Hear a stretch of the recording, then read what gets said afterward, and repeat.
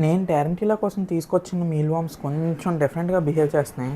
అసలు ఇంత పైకి వచ్చేసి నేనైతే ఎప్పుడు చూడలేదు. దీంట్లో అలా అబ్జర్వ్ చేస్తే కొన్ని అయితే నాకు డిఫరెంట్గా కనిపించాయి.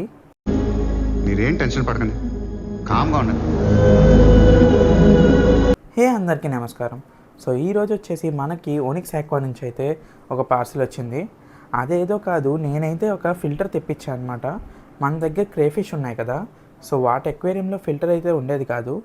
సో దాంట్లో ఫిల్టర్ పెడదామనేసి తెప్పించాను. నేను ఆర్డర్ పెట్టిన ఫిల్టర్ వచ్చేసి బ్లూ పెట్ ఫిల్టర్. సో ఇది నేను ఆల్రెడీ యూస్ చేస్తున్న ఫిల్టరే వేరే ఎక్వేరియంస్కి. ఇదైతే నాకు బాగానే ఉందన్నమాట, దాని అవుట్పుట్ అదంతా. సో అందుకే దాన్నే ఆర్డర్ పెట్టాను. సో ఇది చాలా స్లిమ్గా ఉంటుంది, మనకి హ్యాంగ్ ఆన్ ఫిల్టర్ అనమాట ఇది.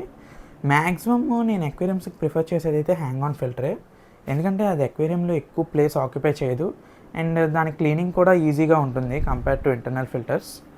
అండ్ మనకి కొంచెం ప్లేస్ కూడా కలిసి వస్తుంది కదా ఎక్వేరియంలో, అలా లోపల అంత ప్లేస్ తినకుండా బయట ఉంటే.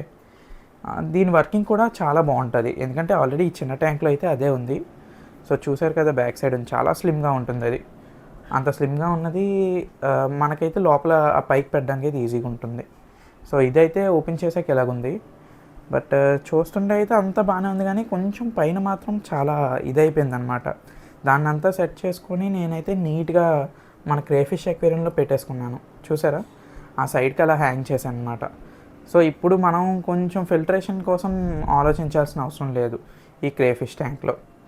సో ఇందాక వీడియోలో చెప్పే కదా నాకు ఒకటి చిన్న డిఫరెంట్ కనిపించిందని, అదైతే నేను మెల్లగా ట్రై చేస్తున్నా తీయడానికి, బట్ ఊగిపోతుంది. సో చూసారా, ఇదైతే అది మనకి క్యాటర్పిల్లర్ నుంచి లార్వా స్టేజ్కి కన్వర్ట్ అవుతుంది కదా, అలా అవుతుందన్నమాట. సో బీటిల్స్ వస్తాయేమో చూద్దాం.